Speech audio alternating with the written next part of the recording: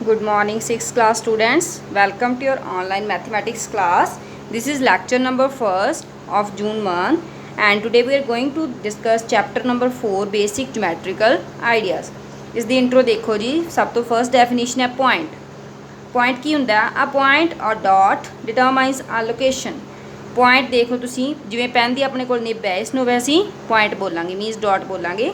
ਸੋ ਇਸ ਦੇ ਨਾਲ ਆਪਾਂ ਇੱਕ ਡਾਟ ਡਰਾ ਕੀਤਾ, ਇਸ ਨੂੰ ਬੋਲਾਂਗੇ ਪੁਆਇੰਟ। ਐਗਜ਼ਾਮਪਲ ਹੈ ਜੀ point A, point B, point C। Second definition line segment. The shortest distance between two points is called a line segment. ਦੋ ਪੁਆਇੰਟਸ ਦੇ ਵਿਚਕਾਰ ਜੋ ਡਿਸਟੈਂਸ ਹੁੰਦਾ ਉਸ ਨੂੰ ਅਸੀਂ ਲਾਈਨ ਸੈਗਮੈਂਟ ਬੋਲਦੇ ਹਾਂ। It is noted by AB। ਇਸ ਦੇ ਉੱਪਰ ਇੱਕ ਲਾਈਨ ਡਰਾ ਕੀਤੀ। Third definition is a line. Line through two points A and B is written as AB। Line, ਇਸ ਦੇ ਵਿੱਚ ਇਹਨਾਂ ਦੋਨੋਂ ਡੈਫੀਨੇਸ਼ਨ ਸੇਮ ਜਿਹੀਆਂ ਲੱਗਦੀਆਂ, ਬਟ ਇਹਦਾ ਫਰਕ ਇਹ ਹੈ, ਇੱਥੇ ਬਿਟਵੀਨ ਕਿਹਾ ਐਂਡ ਇਹਦੇ ਵਿੱਚ ਥਰੂ ਕਿਹਾ। ਬਿਟਵੀਨ ਦਾ ਮਤਲਬ ਓਨਲੀ ਟੂ ਪੁਆਇੰਟਸ ਹੈ, ਆਸੇ ਪਾਸੇ ਲਾਈਨ ਨਹੀਂ ਜਾ ਰਹੀ, ਜਸਟ ਇਹਨਾਂ ਦੇ ਵਿਚਕਾਰ ਦਾ ਡਿਸਟੈਂਸ ਹੈ। ਐਂਡ ਇਸ ਦੇ ਵਿੱਚ ਇਸ ਲਾਈਨ ਕੀ ਅੱਗੇ ਵੀ ਐਕਸਟੈਂਡ ਹੋ ਰਹੀ ਹੈ, ਅੱਗੇ ਤੱਕ ਜਾ ਰਹੀ ਹੈ। And fourth is intersecting lines. Two lines having one common point are called intersecting lines. ਦੋ ਲਾਈਨਸ ਜਦੋਂ ਕਿਸੇ ਇੱਕ ਪੁਆਇੰਟ 'ਤੇ ਕੱਟ ਕਰਦੀਆਂ, ਮੀਟ ਕਰਦੀਆਂ, ਤਾਂ ਉਸਨੂੰ ਅਸੀਂ ਇੰਟਰਸੈਕਟਿੰਗ ਲਾਈਨਸ ਕਹਿੰਦੇ ਆ ਜੀ। ਦੇਖੋ ਦੋ ਲਾਈਨਸ ਆਪਸ ਦੇ ਵਿੱਚ P ਪੁਆਇੰਟ 'ਤੇ ਕੱਟ ਕਰ ਰਹੀਆਂ, ਸੋ ਇਹ ਦੋਵੇਂ ਲਾਈਨਾਂ ਆਪਸ ਦੇ ਵਿੱਚ ਇੰਟਰਸੈਕਟਿੰਗ ਲਾਈਨਸ ਆ।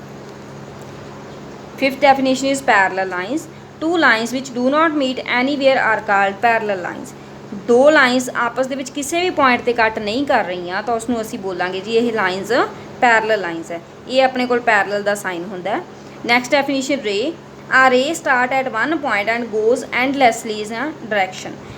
ਉਹ ਲਾਈਨ ਜਿਸ ਦੇ ਆਪਾਂ ਨੂੰ ਸਟਾਰਟਿੰਗ ਪੁਆਇੰਟ ਤਾਂ ਪਤਾ ਹੋਵੇ ਬਟ ਐਂਡਿੰਗ ਪੁਆਇੰਟ ਪਤਾ ਨਾ ਹੋਵੇ, ਉਸਨੂੰ ਅਸੀਂ ਰੇ ਕਹਿੰਦੇ ਹਾਂ। ਐਗਜ਼ਾਮਪਲ ਦੇਖੋ, ਜਿਵੇਂ ਲਾਈਟ ਆਫ ਸਨ ਹੋ ਗਈ, ਬਲਬ ਦੀ ਲਾਈਟ ਹੋ ਗਈ।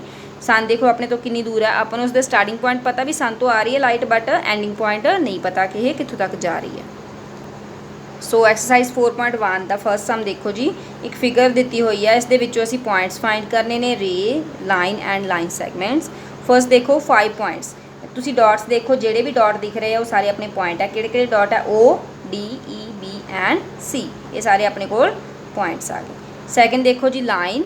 ਲਾਈਨ ਕਿਹੜੀ ਕਿਹੜੀ ਹੈ? ਲਾਈਨ ਦੀ ਡੈਫੀਨੇਸ਼ਨ ਦਿਮਾਗ ਵਿੱਚ ਲੈ ਕੇ ਆਓ ਤੁਸੀਂ, ਕਿ ਆਪਣੇ ਕੋਲ ਇੱਕ ਆ ਗਈ DE line and DB line, OB line, OB line and OE line.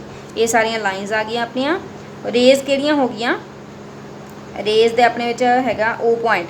O point ਆਪਾਂ ਨੂੰ ਪਤਾ ਜੀ O ਤੋਂ ਸਟਾਰਟ ਹੋ ਰਹੀ ਹੈ, ਬਟ ਐਂਡਿੰਗ ਪੁਆਇੰਟ ਨਹੀਂ ਪਤਾ। ਸੋ ਆਪਣੇ ਕੋਲ ਆਇਆ OD, OE, OC and OB। ਇਹ ਸਾਰੀਆਂ ਆਪਣੀਆਂ ਰੇਜ਼ ਹੋ ਗਈਆਂ। ਐਂਡ ਲਾਈਨ ਸੈਗਮੈਂਟ ਦੇਖੋ, ਲਾਈਨ ਸੈਗਮੈਂਟ ਆਪਣੇ ਕੋਲ ਬਣਦਾ ਜੀ OE, OC, OB and OD। ਇਹ ਸਾਰੇ ਆਪਣੇ ਲਾਈਨ ਸੈਗਮੈਂਟ ਬਣਦੇ ਆ। ਸੋ ਇਸ ਵੀਡੀਓ ਨੂੰ ਤੁਸੀਂ ਰਿਪੀਟ ਕਰਕੇ ਸੁਣਨਾ ਬੇਟਾ, ਜਿੰਨਾ ਟਾਈਮ ਤੁਹਾਨੂੰ ਕਲੀਅਰ ਨਹੀਂ ਹੁੰਦੀਆਂ ਸਾਰੀਆਂ ਟਰਮਸ। Okay, thank you.